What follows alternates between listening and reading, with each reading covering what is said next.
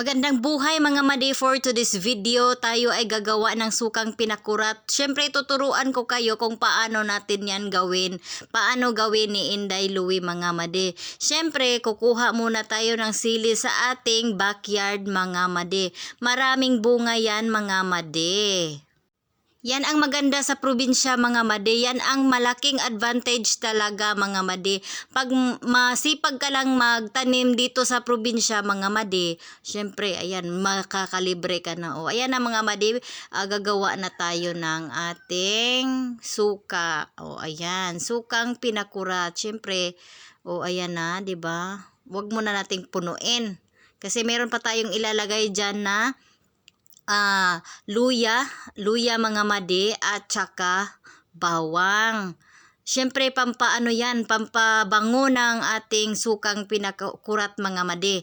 At siyempre bago ko rin makalimutan mga madi, lagyan din yan ng asin mga madi. Hindi ko lang na-videohan yung asin at saka hindi na yun kailangan. Lagyan natin yan ng asin mga madi. O, diba? Yan yung bawang mga madi. Bawang. O ayan na siya mga madi. Tapos na ako mga madi. O ayan ang aking sukang pinakurat mga madi. Salamat!